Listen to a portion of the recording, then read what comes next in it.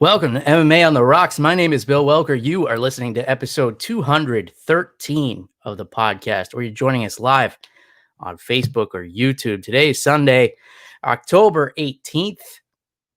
October is just flying by, practically Halloween. Got my pumpkin shirt on, ready to go. Speaking of shirts, you can get your MMA on the Rocks t-shirts and hoodies from our friends at Team Reaper, reaper1.co. I'll also put the link in the show notes wherever you are watching or listening or consuming this product, however you are doing it. I'm not going to lie, folks, feeling a little under the weather today. Got some pretty bad allergies going on. That's why I'm sipping on some hot lemon water tea. So I need somebody today who's going to help carry the show. So who else could I call upon besides the man himself, taking a break from his hectic schedule to give us a few moments of his time all the way from New Jersey? Jeff, the animal, Wilson. Jeff, how you feeling on this almost Sunday afternoon, my friend? Give the folks an update. They've all been dying to hear from you. Bill, the once and future king has returned. So, Bill, it's been a crazy school year. We just started hybrid learning, so some of the kids are back in the building with me. Most of them elected to stay virtual, and I never have the same kids on the same day in the classroom with me. So it's two groups. One group is in there Mondays, Wednesdays. The other group is in there Tuesdays, Thursdays. My biggest group at any one time is 6. Wow. So it's a little different. We're making it work. We're actually working on an essay right now. So with hybrid learning, I think everything just takes a little longer. But Bill, I'm not in a rush, man. I have a couple of teachers telling me that they've been doing this for 10 years and they're ready to find a new career. But Bill, you know me, man. I'm a happy camper. I'm just glad I'm not doing this stuck at home anymore, man. I was starting to lose it. Yeah, for sure. I'm with you there. I think a lot of people are in the same boat. It's interesting, man. You do something for so long, and then all of a sudden there's such a drastic change to it. And it's going to be wild for these kids, too, because, when they're in high school or whatever, they meet up down the line, they're going to be like, hey, did you have Mr. Wilson in middle school? Oh, yeah, I was in that class. I don't remember you. I was on Tuesdays and Thursdays. You were Monday, Wednesday. Oh man, it's like I barely remember people from high school and middle school now. Like they add me on Facebook or whatever, and I have to go through like, do I know this person? Yeah, dude. Because I get a lot of weirdos who just add me, and I don't accept people's requests unless I can recognize them or at least place where it is that they know me from. I guess I'm kind of weird like that, but interesting and wild times for sure. A lot of states are starting to lift restrictions and other states are mad at that. We're in the middle of an election and just so much wild shit going on, man. So at least you and I can get on here and just talk about unimportant things like booze and fighting. No booze for me on the show today. Maybe a little bit later. If you guys catch up with me on social media, maybe my sinuses clear up. I'll be sipping on something interesting. But let's get into some fights, man. And this was actually the perfect fight card for me last night because it was on so early. The prelims started at 4 p.m., which is perfect. I wish it was like that every week. But of course, this week I had plans. We went to a nighttime Halloween thing at the Tampa Zoo. The little one is obsessed with Halloween. Everything is Halloween and ghosts and monsters and vampires, and she just loves it. So we're trying to get in as much as we can. So it was a good time. She was like, they have like a little haunt. Now it's the zoo, so it's not like super scary, but they have like a little haunted walkway where these ghost people kind of jump out at you. And she just walked up to them and started waving So it was cute, but I missed most of the card, except for the main event, which I watched while we were driving home. My wife was gracious enough to drive back so I could watch it on my phone. And then when I got home, I wound up staying up just as late as normal because I watched the whole card backwards. So I had a different experience. And I got to give credit to ESPN Plus. I know I shit on them a lot, but it was actually very useful the way they cut it up because they did it per fight. So I could go back. All right, let me watch Jessica Andrade. Let me watch Jimmy Crute. And it actually flowed really nicely and it cut out a lot of the fluff in between. So shout out to ESPN Plus on that since, every other week I shit on them. Well, it's not your fault they provide a terrible service most of the time. That's true. It's very true. Buddy Paul wants to know who the new guy is. Oh, man. All right, so let's get into this card, Jeff. And, sure. And let's start at the top. And we're back. You're back on the show today. And this is like our old time slot that we used to do. I think the last time we were in this time slot, Brian Ortega was winning fights with long hair. Yeah. Yeah, man. That's dude, he looked so different. I couldn't recognize him seeing him warm up because it was like the camera was on the back of him. I was like, who the hell is this guy? Yeah, I think bald Brian Ortega might be a thing, along with like C-level Cain Velasquez and some of the other mythical characters in MMA. But yeah, Ortega looks so good, man. It looks like he spent the last 2 years out of the octagon just working on his striking, and maybe the lack of hair helped his head movement too, because he wasn't getting hit nearly as much as he was in the Max Holloway fight against a very capable striker in the Korean Zombie, Chan Sung Jung, and he just threw him completely off of his game. And I think it had to do with the way he was mixing things up and snatching at that lead leg every now and then, not necessarily even going for takedowns, but just grabbing at the leg just to throw Korean Zombie off so he wouldn't pull the trigger. I think it's the best we've seen Brian Ortega look in the octagon. What do you think, Jeff? As I post this message here from my wife saying that she's watching downstairs, and my daughter says, "Jeff and Daddy." Nice. Hi, Ariana. But Bill, I was dumbfounded, man. I was waiting for a Korean Zombie to go crazy and keep pushing forward. But dude, aside from the wrestling that Brian Ortega has also been working on, and I think that needs a little bit more work. But I like that he threw it in there, like you said, to throw off Korean Zombie. I mean, there was a headbutt in the fourth round that looked like it cut Zombie, but even before that, man, Zombie was having a whole bag of trouble. A whole bag of trouble here. Like you said, the head movement from Brian Ortega was great, and I was really surprised by his footwork, man. Just able to get in and out, keep Korean Zombie away from him, and the spinning attacks, man. Mm-hmm. That spinning elbow that landed, what was that, the second or third round, that just floored. Yeah, second round, I think. Yeah, man.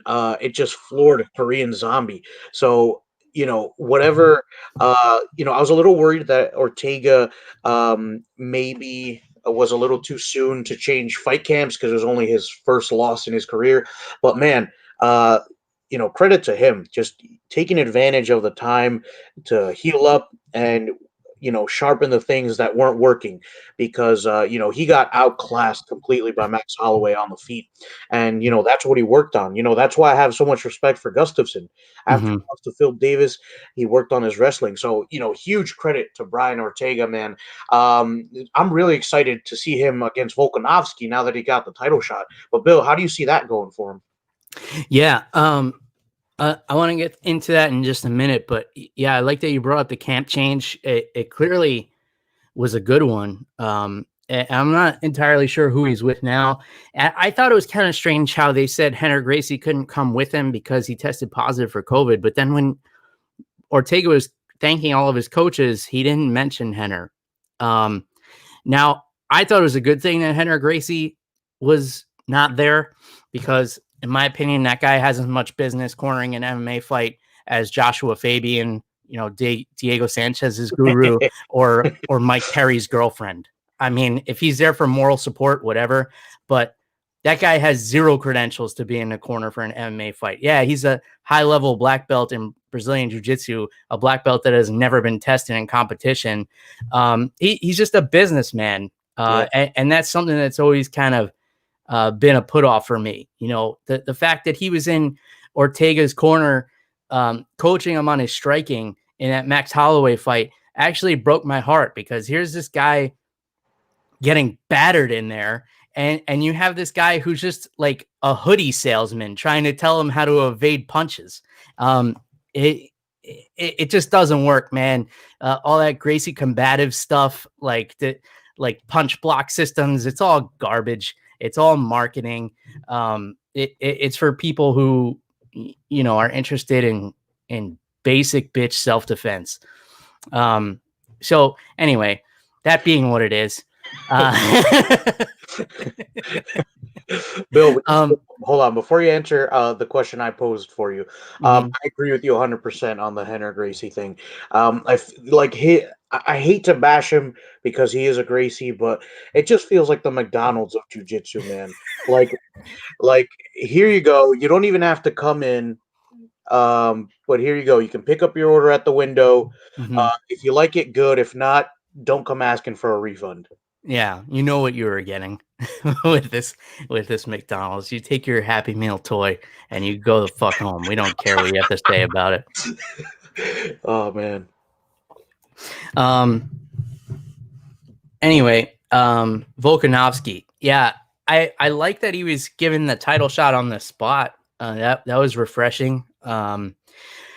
It's a division that's kind of been in a stalemate because the two guys at the top are Volkanovski and Holloway. They've already gotten in there twice, and controversial results both times, but they are what they are. We have to live with them. I like the matchup, man. That the Ortega we saw last night, I think, really puts up a good fight against Volkanovski. But Volkanovski is a guy who has become a master of game plans. He's shown that he can adapt really well, really strong wrestling. Those leg grabs, he's not going to be able to do that to Volkanovski because he's so much shorter. He's so much more compact. He's so much stronger, such better takedown defense. The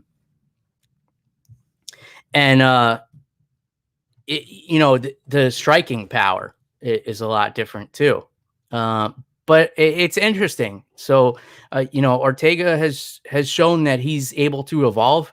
He was able to develop from the really poor striking we saw in the Holloway fight to outstriking a striker within 2 years. That kind of growth just kind of shows what kind of phenom Brian Ortega is. And when he sets his mind to something, he's able to accomplish it. So, yeah, and I gotta admit, I was one of the people counting him out, Jeff. I didn't see any way that he was going to beat Korean Zombie. I definitely didn't see it going down the way that it did with him outstriking him. So super impressed by Brian Ortega, and I think it's an interesting matchup. I don't know how long it's going to take for him to heal up. He didn't take a lot of damage, but he just went through a 5-round main event. So I imagine we're not going to see that fight until at least January, which puts Volkanovski on the shelf for a while. So I don't know. How do you see it going, Jeff? Bill, my biggest concern, and Bill, I was one of the ones who was kind of favoring Korean Zombie in this one as well, just because of who he is. Good striker, good jiu-jitsu, always moves forward. But Ortega left me, like I said, dumbfounded, dude. But I don't know if he can do that against Volkanovski. Volkanovski is going to throw really heavy leg kicks. And something I noticed is that Ortega, he was happy to take a couple, some of those leg kicks. He was able to check a few of them, but I think for the most part, he was happy to take them. I didn't see him throwing too many leg kicks at Korean Zombie. So what that tells me is that Ortega has improved his boxing a lot, but Mm-hmm. his overall striking, I don't know, man. Volkanovski's, he can mix it up. He can, he's got the Muay Thai, he's got the kickboxing, and dude, he's got those tree trunks for legs, man.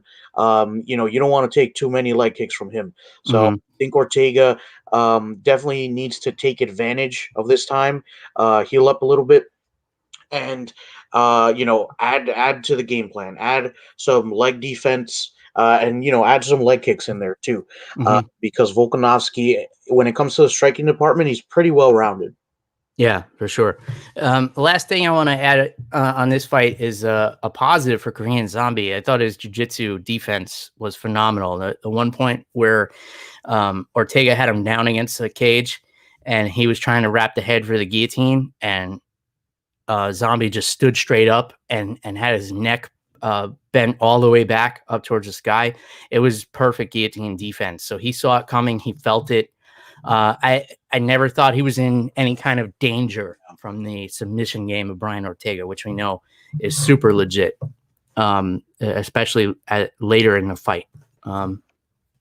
So great main event. What I'd like to see next for Korean Zombie is a matchup with Edson Barboza, who's coming off the win last week. And I said this on the show last week. I would like to see Barboza face the loser of this fight. And I think it's an awesome matchup for both guys. Maybe have it as the co-main event to the title fight, Volkanovski and Ortega. So I think that'll be a fun one. Jessica Andrade, Jeff, what a beast this girl is. And last night she became the first female in the UFC to have wins in all three weight classes. So, of course, she started her career at 135, cut all the way down to 115, became the champion there, hit some roadblocks. She's getting a little older. Maybe the weight cut not as easy anymore, even though she's only 5'1".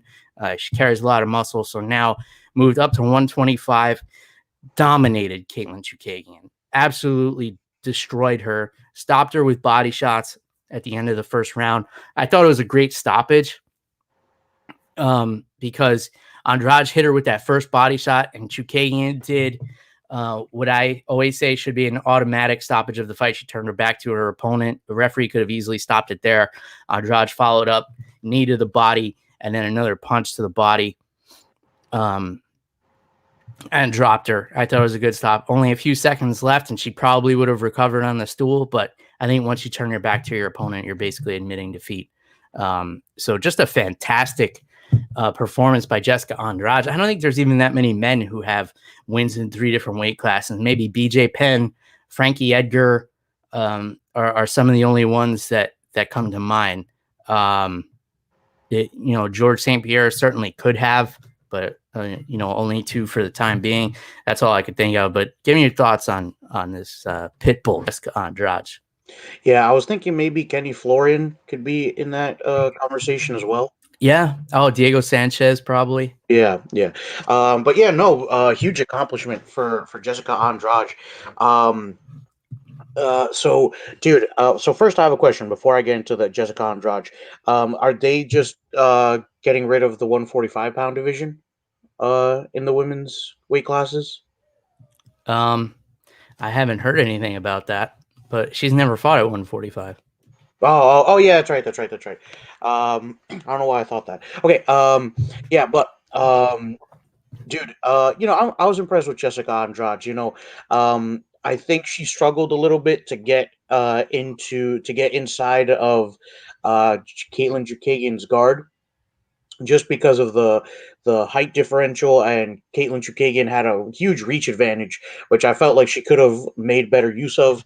But huge credit to Jessica Andrade, man. When they were clinched up, it was all Jessica Andrade, and dude, that body shot was heavy, man. I mean, you even heard it because there's no fans. You heard Katlyn Chookagian go, huh! Mm-hmm. like I guess she got hit in the diaphragm or something, man. But huge credit to Jessica Andrade, able to get inside the guard. But Bill, the commentators were talking about a fight with Valentina Shevchenko and how that would go. I think it's a little too soon to jump on that train, man. I mean, because Valentina Shevchenko, if you're going to use Katlyn Chookagian as a measure here, Valentina Shevchenko stomped her. So I think I'd like to see Jessica Andrade get maybe 1 or 2 more fights under her belt, and then we can talk about that conversation. I'm going to go the other way with it, Jeff. I mean, it's only her first fight at 125, but you got to remember she's been in there at 35. She's been in there with girls like Liz Carmouche and held her own, and Raquel Pennington and girls like that. And she stopped Chookagian faster than Shevchenko did. So it took Shevchenko 3 rounds. It only took Andrade 1. And it was an absolute mauling. And she even took Chookagian to the place where she's the strongest on the ground, picked her up and slammed her like she was like a rag doll. And I think if there was a little more competition at 125, I might lean towards, giving her another couple of fights to prove herself. But I mean, she was a champion at the division below. She was competitive at the division above. I think it makes sense to put her in there with Shevchenko, just based on those things and the fact that there's nobody else to fight this girl. I mean, it's not fair to Shevchenko to keep her on the shelf. She can't move up for the super fight with Amanda Nunes because she's already fought her twice. And, while I have my opinion on that I've gotten into way too many times, I think there's just not a popular demand for that fight. So yeah, the fair thing would be to give Shevchenko a competitor. I think it's an interesting matchup. Skill for skill, Shevchenko is probably leaps and bounds ahead of Andrade, but Andrade just has that animalistic ferocity that you can't count out. And I think after this performance against Katlyn Chookagian, where she just owned her everywhere and stopped her in the first round, I'm okay with her getting a title shot after this. All right, Bill, you have successfully changed my mind. All right, all right. You went, you got her credentials in there, and yeah, she was competitive at 2 other weight classes. All right, Bill. All right, I'm convinced. Let's do it. All right, go call Joe Silva. Yeah, I guess. Hey, Joe, I know you're listening. Let's get this done. The most impressive performance of the night for me, I think, was Jimmy Crute against Modestas Bukauskas. First round knockout. And it's the most impressive performance to me because he knocked the guy out 3 times in one fight. He put him down with that first shot, followed him, knocked him out again, and then knocked him out a 3rd time before he hit the ground. Really impressed by Jimmy Crute. I thought he owned all 2 minutes and 1 second of this fight with Bukauskas, who, he made him look like a guy who has never fought before. And here's a guy in Bukauskas who's, a badass. We've seen him look really good in there before. He's got 1 UFC win under his belt, and he was on a pretty long winning streak going into this fight. He looked like he had never even been in there before because Jimmy Crute was just relentless, man. I was really impressed by him. Give me your thoughts, Jeff. Yeah, Bill, he was relentless, but I saw a lot of patience, a very mature performance from Jimmy Crute, man. He was picking his shots. That jab was working for him really well. Dude, and I'm high. I've been high on Jimmy Crute for a while. He's a very exciting fighter. Always moves forward. You're not going to see a boring fight out of him, no matter who it is. But yeah, Modestas Bukauskas, I think he was like 11-2 heading, or 11-1 heading into this, man. Someone with a little bit of experience, and not used to losing. And like you said, Jimmy Crute made him look like a chump in there. But yeah, dude, and Crute, so he I don't know what it is, Bill. I don't know if it was just the patience or the fact that he was picking his shots. But Jimmy Crute, I just saw a maturity in him. He was relentless. He was pushing forward, but he wasn't putting himself in danger, and he was winning the fight, man. I think Jimmy Crute is just, he's starting to enter a different level here. Called out Nikita Krylov, which I think was a good call out. Hopefully that fight happens. But yeah, dude, I'm really excited to see what's next for Jimmy Crute. Not only did he call him out, but he he said that he ducked him, and then he turned down a fight with him. So after that, if you're Nikita Krylov, you have to respond to that in one way or another. You have to either take the fight or admit that you turned him down for whatever reason. The impressive thing about Jimmy Crute, too, is that he beats people where they are their best. So he knocked out Bukauskas, who's largely a striker. He knocked out Sam Alvey, who's only a striker. He submitted Paul Craig, who is known as a grappler. And then, a knockout on his Dana White Contender Series appearance 2 years ago. So just super well-rounded, man. 24 years old. This kid's a stud at 205 pounds, and it's an exciting time for that division. So I think there's a lot of interesting matchups, whether the Krylov fight comes together or not. I think there's a lot of fun things for the future of Jimmy Crute. James Krause, let's talk about this. Phenomenal first round, gets back to his corner and says his knee was torn up. Now, I don't know what that means. I don't know if he sprained it or, tore a ligament, tore a meniscus, something. It looked like he was moving okay on it, but you could tell it definitely caused him to lose some steam as the fight went on with Claudio Silva, who had been undefeated for like 7 years or something like that going into this fight. And you got to wonder why, looking at his performance against James Krause, because he was just swinging like a drunk guy in a bar fight. And Krause was able to land that same step forward right hand over and over again, like a cheat code on a video game. He just kept stepping forward. You switch stances and step into that right hand, and he landed it at will, even on one leg.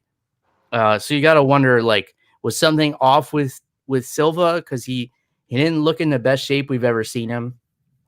Krause said he wasn't in good shape leaning into this because he took it on 12 days notice or something like that. He said he would prefer to be in better shape, but I thought it was a fantastic performance from Krause in that first round. Second and third, you could tell he was just kind of coasting, surviving, landing the shots that he needed to walk away with the unanimous decision, which he did. So give me your thoughts on this one, Jeff. Yeah, man. I think James Krause went with the right game plan here, especially after that first round where I'm sure he had to change some things because his knee was bothering him. And, Krause is somebody who's experienced. So if he says that his knee's torn up, I think that's probably a pretty bad sign. But credit to him for still getting the job done. Especially, he knew he won the first round, so he could probably take a round or two off and just slow down. And like you said, just land the shots he needed to land the shots that were gonna, just win him the rounds. After that first round, that's all he was trying to do, was just maintain. Mm-hmm. So good for him, good performance. I know it wasn't his best. I feel like he's been a little bit hot or cold lately, but more hot than cold. So good for James Krause, man. Always an entertaining fighter to watch. Yeah, for sure. And he showed his veteran status in there, being able to coast through those last two rounds, which seemed like a pretty serious injury from the way he was describing it. So super tough dude. Been able to do that because they feel like, once one tool is taken away, they just kind of shut down. I mean, we see that a lot with younger fighters, but a veteran fighter, you could take one or two tools away from them and, they have backup plans for days. And that showed the experience of James Krause. And I don't think Silva even picked up on the injury. He was still attacking that inside leg kick, but I think just out of habit. I don't think he was targeting it because he knew it was injured. And Krause threw him off with a couple of lazy takedown attempts too. He didn't completely change levels, which you could tell that the knee was bothering him there, but he sold it just enough so that Silva wasn't picking up on the injury to the knee. Jonathan Martinez looking phenomenal against Thomas Almeida. This was a fun fight, very back and forth. And I thought Almeida actually came back and possibly won that third round, which was impressive for him since he's been on such a long layoff. But the story of this fight was the striking of Jonathan Martinez. He just looked so crisp in there. And And that's all I got on this one, Jeff. What do you think? Yeah, I agree with you 100%. I thought the hand speed for Martinez was just too much for Almeida to deal with. And dude, Almeida was he was getting chipped up in there, man, those first two rounds. I had it for Martinez, and Thomas Almeida, he's a tough dude, man. So that's a huge feather in Martinez's cap. Yeah, and a rough go of it for Thomas Almeida, who this guy, I remember when he first came on the scene, he was such a huge prospect. I think he was 17-0 or something until he ran into a guy by the name of Cody Garbrandt, and he has lost 4 of his last 5 since that point. I think the third round showed some promise for Almeida because maybe he needed those first 2 rounds to shake the rust off, but by then Martinez had kicked that rust off.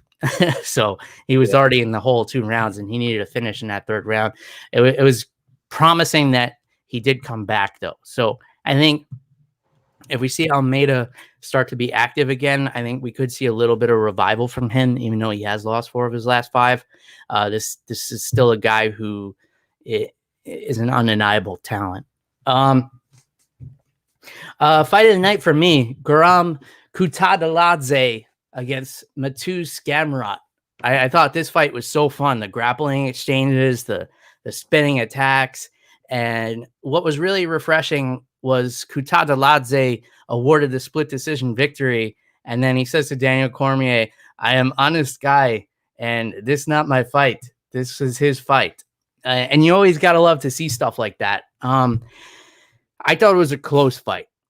I think it's fair that Kutateladze came away with the decision here. I think it probably could have gone either way, but I don't think he needed to be as harsh as he was on himself. But I have so much respect for guys who are able to do that. And sometimes it comes out of emotion, because sometimes you're in there, you could be winning the whole fight, but you lose this one position that you never lose in the gym, or you get swept this one time and you never get hit with that sweep. And you feel like, fuck, I lost the whole thing. Like it was just a waste. But yeah, it's always refreshing to see that kind of honesty from a fighter. But he gets the win, whether he felt he deserved it or not. And you got to admire the attitude of these Georgian fighters.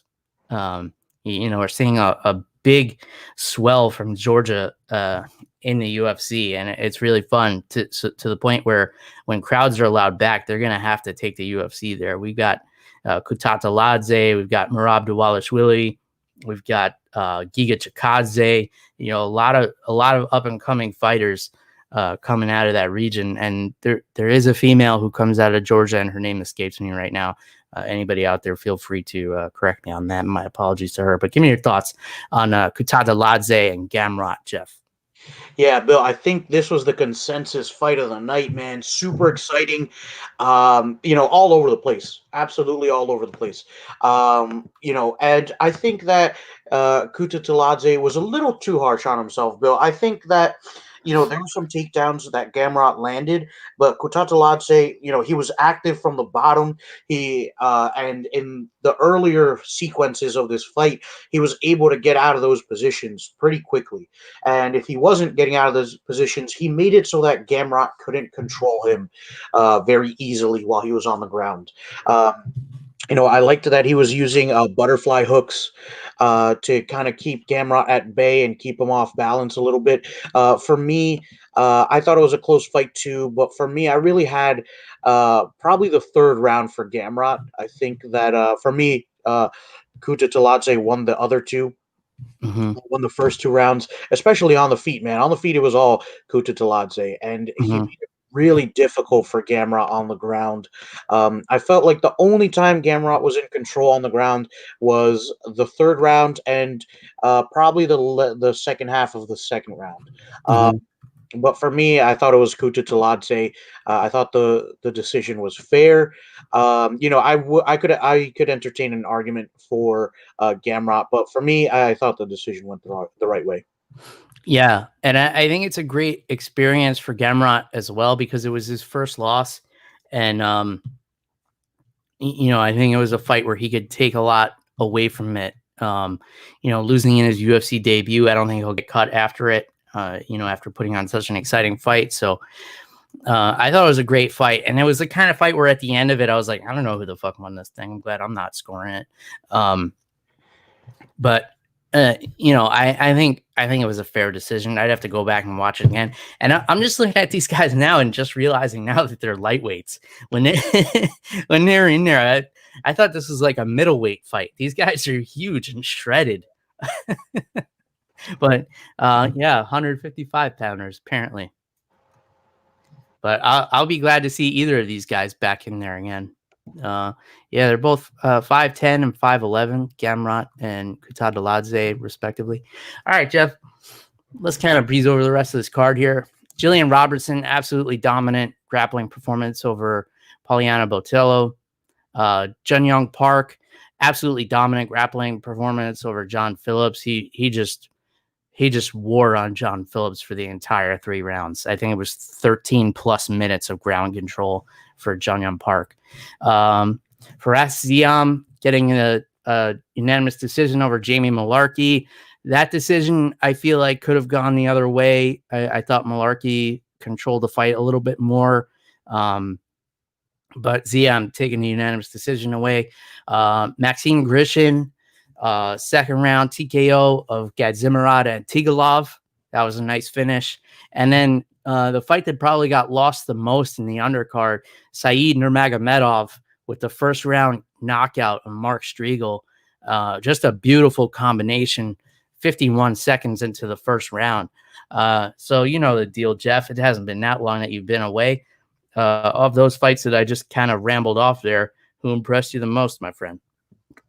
Oh man, all of those were really impressive. I'll give you Jillian Robertson. For me, she was super impressive. Just very dominant performance against a very tough Poliana Botelho. Well, also Said Nurmagomedov, dude, just making it look so easy against Mark Striegel, man. He landed a really hard shot. Striegel did the right thing. He changed levels, went to pick his ankle, and Nurmagomedov able to keep his balance and just punch his lights out, man. Really strong performance from Said Nurmagomedov. But Bill, he didn't look like a bantamweight to me. I actually thought he was a 155er. This dude's really tall and shredded as well, man. But yeah, for me, he was one of the most impressive guys on the undercard. Yeah, and this is the reason why you don't go for ankle picks in MMA unless you have control of the head. I'm a big advocate for this. Ankle picks are something that should be left for the wrestling mat.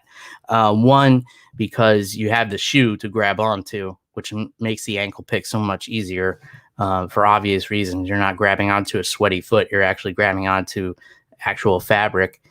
And 2, you're reaching for a leg and you're not able to cover your face with both hands. So you end up getting knocked out. The only exception is if you have control of the head. If you have a collar tie, it is acceptable to go for an ankle pick because you're able to break down the posture of your opponent. He's not able to look at you.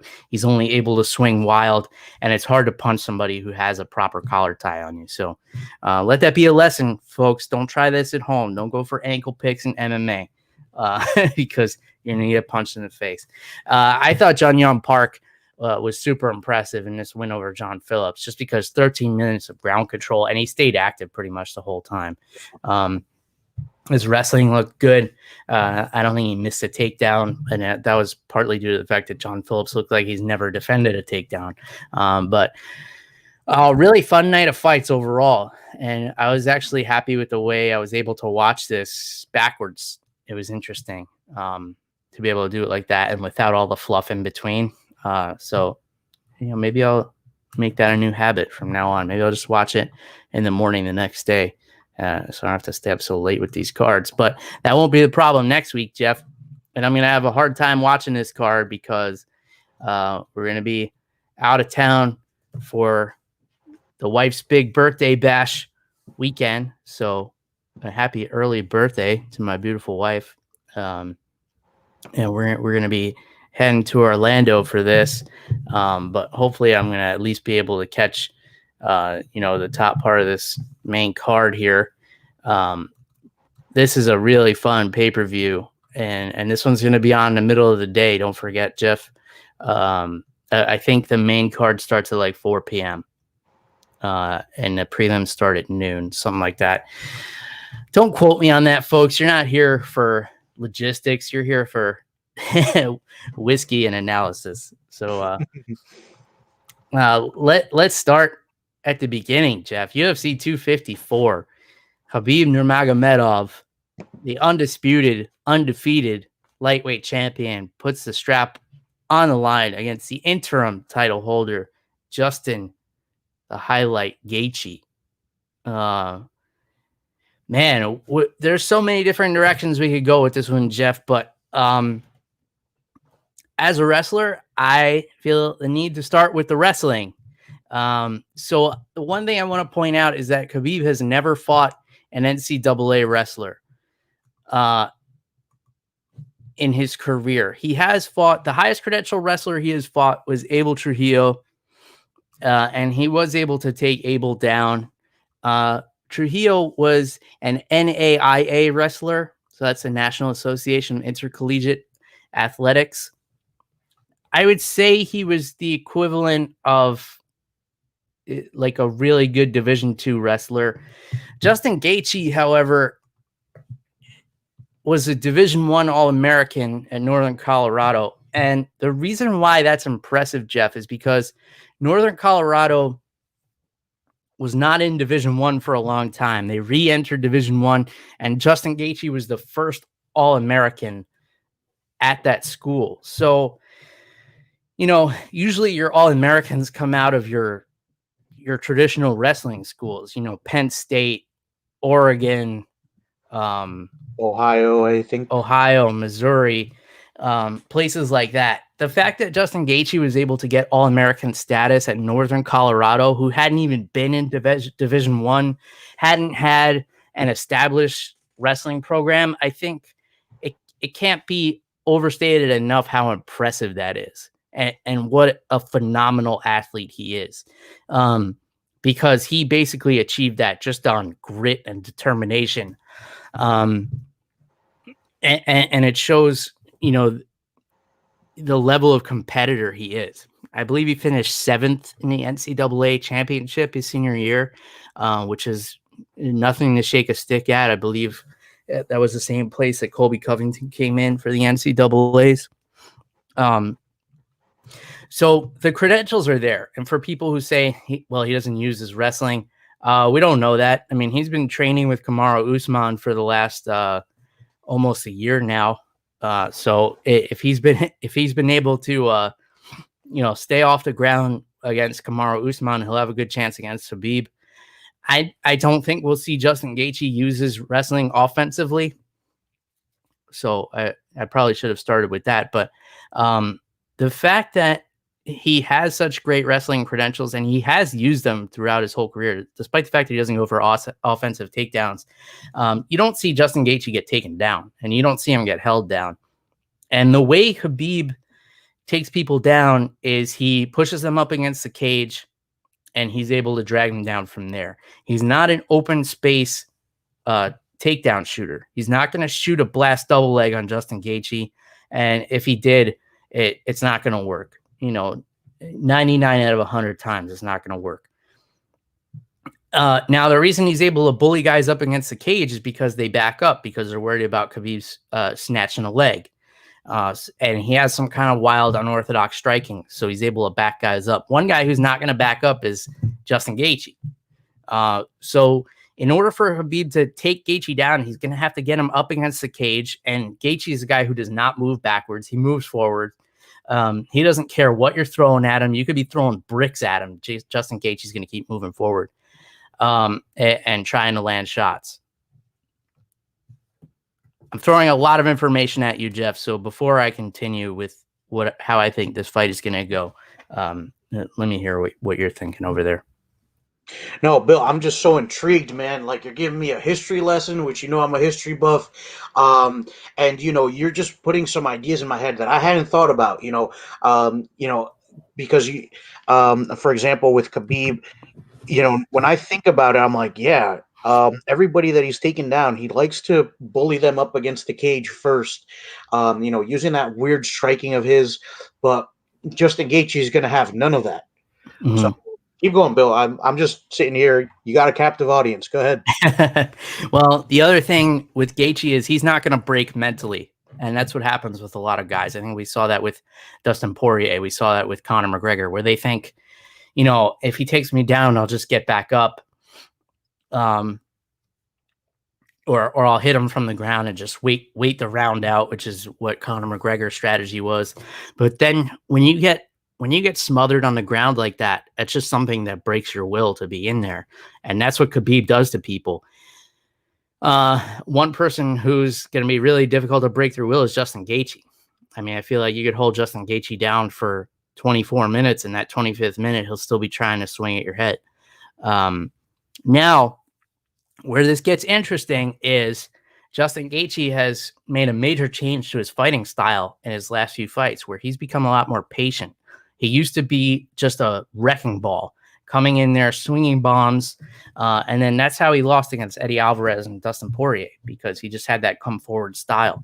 So are we going to see that old style Justin Gaethje with getting in there with reckless abandon, which he may have more success against Khabib with that style, because he'll keep coming forward and Khabib won't be able to press him up against the cage and he won't be able to take him down in open space? Or will he be a little more patient picking his shots, which he may be more likely to land a big knockout shot, but he also may be more likely to get pressed up against the cage? Now, the way I see it going is I think Trevor Whitman is going to do a good job of coaching Gaethje in the beginning, and he's going to be more patient, and he's going to get pushed up against the cage in the beginning of the fight. And I think after getting beat up for a round or two or three or four on the ground, that switch is going to get hit in Justin Gaethje, where the old Gaethje is going to come back and he's going to come swinging for the fences. And we're going to see a fight that's similar to the Al Iaquinta fight, where Khabib actually had a hard time, taking Iaquinta down, and he actually tested the waters, striking with him, once he got tired. So we're either going to see Khabib kind of avoiding those big strikes later in the fight, or continuing to pressure Gaethje and strike with him and be able to avoid the big knockout punch of Justin Gaethje. And that's the way I see this fight kind of going. Give me your thoughts, Jeff. Yeah, it's gonna, dude. This is such an anomaly in Justin Gaethje, because, like you said, I think the mentality thing has a big factor to do with it. And Justin Gaethje, like you said, man, he will not break, dude. His first loss ever was in the UFC. That didn't phase him at all. Huge. Like I said, huge X factor from Justin Gaethje here. Alexander Au saying hi to us from New Jersey. But dude, yeah, man, Gaethje's just, he's going to push forward. I think I agree with you. I think that if he pushes forward with that reckless abandon, I think he will find some success. But I think he also needs to have that methodical approach as well, because Khabib will throw punches at weird angles, and when they land, sometimes they'll catch you as you're moving forward. And we saw this happen against Conor McGregor. He threw this weird overhand right as McGregor was moving forward with that overhand right, and McGregor, I don't know if he slipped, but his butt hit the floor.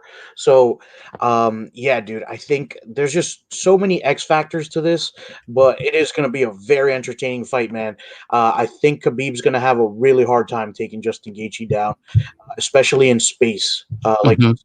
I don't think he's gonna be able to press Gaethje up against the cage like he has done with most of his opponents. So very, very interesting fight, man. And Khabib's got a lot of things to worry about with Justin Gaethje here. There's that reckless abandon, the striking, which we know Justin Gaethje's good at. He's got a strong chin on him, so he's not gonna go down easy from taking damage on the feet.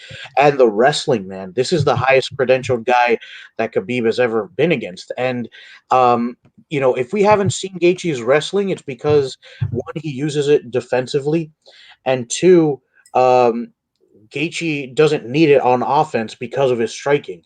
So there's so many things to consider here, man. But it's going to be really, really exciting. Yeah, for sure. I'm excited for this matchup. Our buddy Alex is not. He thinks it'll be a snooze fest. Khabib will push him up against the fence. That's entirely possible. So yeah, I was saying that Justin Gaethje is not a guy who will break, but neither is Khabib. And we have very few examples of seeing Khabib in trouble in the cage. I think Conor McGregor maybe won one of those rounds against him. We saw the time he was rocked by Michael Johnson, and we saw him struggle with Gleison Tibau early in his UFC career, which that was a really close fight, and probably the closest Khabib's ever come to being beaten. But I don't think Khabib will break mentally in there either, even if Gaethje is able to catch him with some big shots or some big leg kicks as he plans to. Khabib just seems like a guy with an iron will. We've never seen any signs of him breaking mentally in there. And I'm not even going to take the low-hanging fruit that is this is Khabib's first fight since the passing of his father, Khabib Nurmagomedov. I don't think that'll be a factor at all. I think Khabib has just been conditioned as a killer for his entire life, and he's just able to be in there stone cold at any time. What's up, Caden? Buddy Caden on the show. Shout out to Caden. So yeah, such a fun fight. And then it kind of overshadowing the rest of this card, which is pretty stacked, Jeff. So the co-main event in itself, Robert Whittaker and Jared Cannonier, who Cannonier has already been promised a title shot by the champ, Israel Adesanya, should he defeat Whittaker successfully or impressively. But, you know, not a lot of people have wins over Robert Whittaker. So give me your thoughts on this co-main event, Jeff.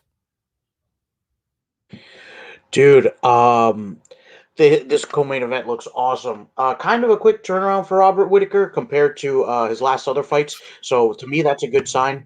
Doesn't have to deal with too many injuries. He didn't have to take too much time to heal up.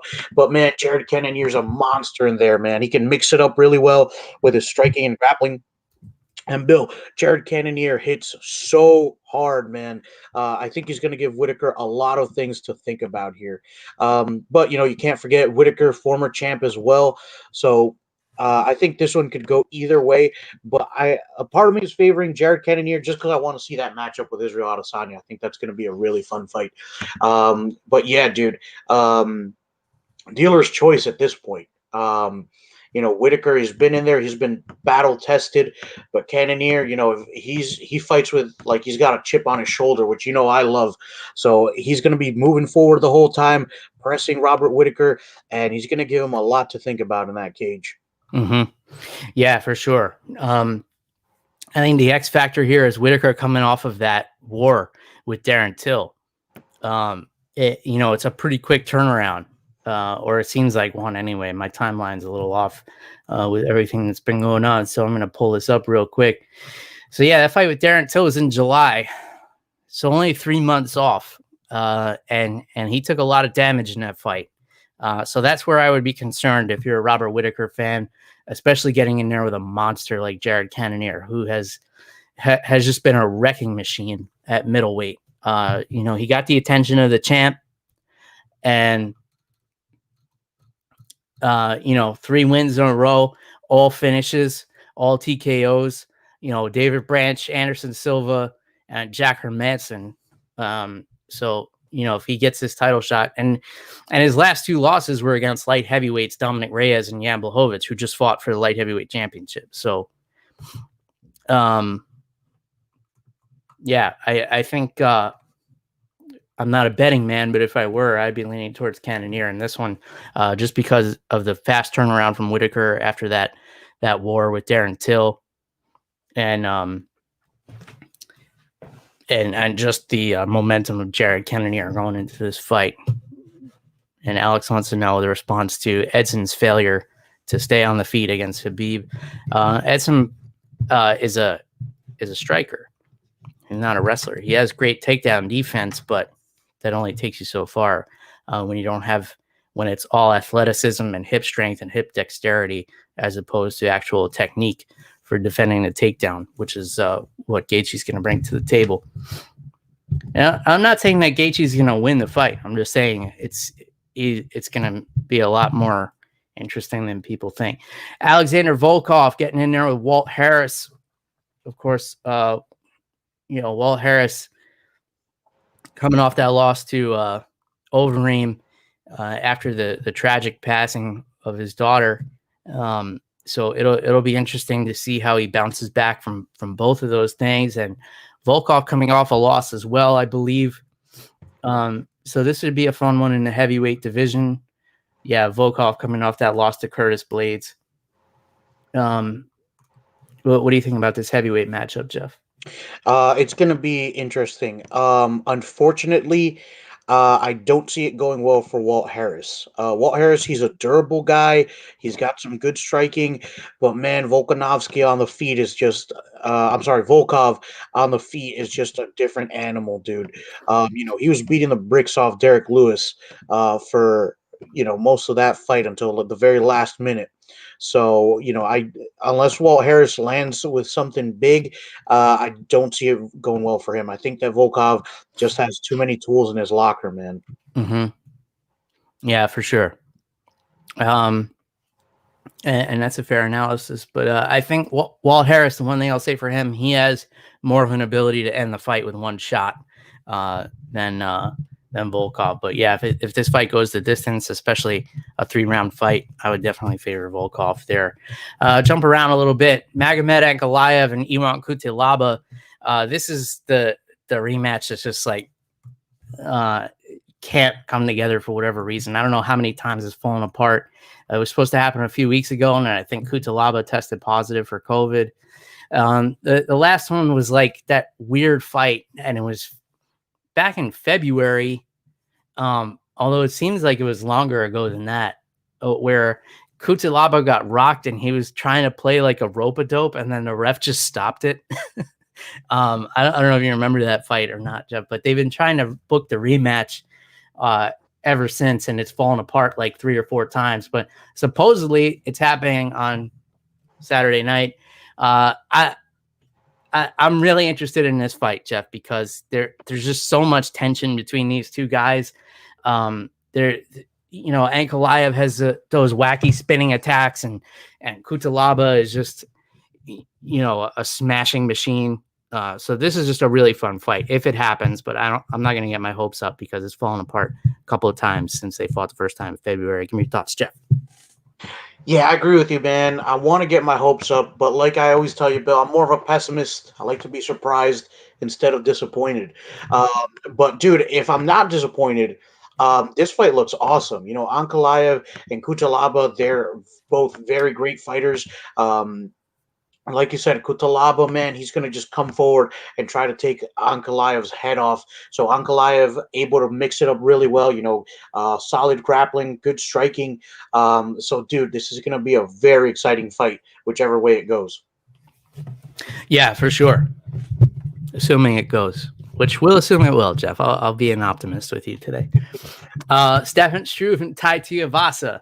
Tuivasa is one of these guys that, kind of burst onto the scene. He was supposed to be the next big thing in the heavyweight division. 3 losses in a row. Junior Dos Santos, Blagoy Ivanov, and Sergey Spivak. Granted, those are all high-level heavyweights, but 3 losses in a row used to be the magic number to get you cut in the UFC. Now, Tuivasa has marketing potential, so he has not been cut. And he's getting in there with a bigger guy, which he seems to have struggled with in Stefan Struve, but Stefan Struve has lost 4 of his last 5. So I have a feeling this might be a loser leaves town kind of deal here between Struve and Tuivasa. I think Struve has much more technical skills than Tai Tuivasa, but Tuivasa has youth and power on his side, which may be all you need against a Stefan Struve, who has shown a suspect chin in the past, especially in his last fight against Brendan Rothwell. Give me your thoughts on this one, Jeff. Bill, I'm a little concerned about this matchup because as a heavyweight, you're not going to meet too many guys who are taller than you unless your name is Daniel Cormier. So Dude, I'm curious to see how Tai Tuivasa is going to deal with that height differential, the reach differential. Like you said, Struve, his chin has been in doubt. And Tai Tuivasa, I believe he can knock him. I believe he can knock Stefan Struve out if he lands one clean shot on him. Mm-hmm. But he's got to get past that guard first, and he's probably going to have to reach up to hit Struve in the chin. So I'm really, this is one of those anomaly fights that I was talking about earlier, man. So this is going to be a fun fight to watch for sure, and it's going to close out the prelims, which I think is an awesome spot for it. Yeah, and I think if we see the Tai Tuivasa, who is throwing flying knees in his UFC debut, come out, it'll go well for him. I don't know if he'll be able to land a flying knee on Struve, but just fighting with that kind of ferocity, because after he got knocked out by Dos Santos, he was really tentative to pull the trigger in the Blagoy-Ivanov fight, and then he got tied up and submitted by Spivak. So back to back, he had his first knockout loss, first decision loss, first submission loss, back to back. So if we see him shake all that off and actually fight, the way he fought when he made his UFC debut, I would favor Tuivasa. But if he's tentative in there, even if he knocks down Struve is good off his back. So he may hesitate if he gets tangled up by a grappler like Struve, and that's when you make mistakes, when you wait too long. And same goes on the feet if he's too tentative in there. All right. Alex Cowboy Oliveira taking on Shavkat Rakhmonov, making his UFC debut, I believe. 12-0 is Rakhmonov. And he's coming over from M1 Global. This guy, 12-0, 7 knockouts, 5 submissions. I don't know too much about him. He is from Kazakhstan. So, he's from the same place as Borat. I don't know what that says, but there's that. So interesting. I mean, Cowboy Oliveira is just a guy who will fight anybody. Like, oh, this guy is making his debut. He's 12-0 with all finishes. Sure, I'll fight him. And I think he was one of the only people stepping up to fight Khamzat Chimaev as well. So there's that. And I'll just give you a few more, Jeff, and then you can react to those. Another one of Khabib's cousins, I think, one of his 300 cousins that fights MMA, Umar Nurmagomedov, 12-0 as well, taking on Sergey Morozov. Daun Jung taking on Sam Alvey. And I'll give you one more here. Casey Kenny and Nathaniel Wood. I think is a really fun fight. All right, so what's sticking out to you here, Jeff? Or is there something I missed? Bill, I gotta give it to Cowboy Oliveira here. You gotta give it up to him. He's fighting a dangerous man, undefeated, all finishes, and Cowboy's like, yeah, I'll fight. So, dude, Cowboy Oliveira is awesome, man. I've become a big fan of his in his last couple of fights. Never backs down from anybody, has that aggressive but methodical style, and he's not going to give up an inch. And if it goes to the ground, he's not bad on the ground either. But he's somebody who's going to prefer to keep that on the feet. But yeah, I think that's also a good test for Rakhmonov here. I hope I'm pronouncing his name right. But yeah, Bill, I'm going to definitely keep my eye out on that one. Yeah, that'll be the sleeper fight of the night. I think that's my pick there. And Oliveira is like, oh, he's 12-0. He's only had 12 fights. I got more kids than that. So he's not afraid. 12 fights. I got 15 kids. I got carry you have 12 fights. Yeah, man. So this is a fun card. UFC 254, top to bottom. So a good excuse for some day drinking. It'll be interesting to see, how Khabib does in this environment as well, because he's only been fighting main events in front of crowds. So it'll be interesting. I'm excited to hear him talking shit during the fight.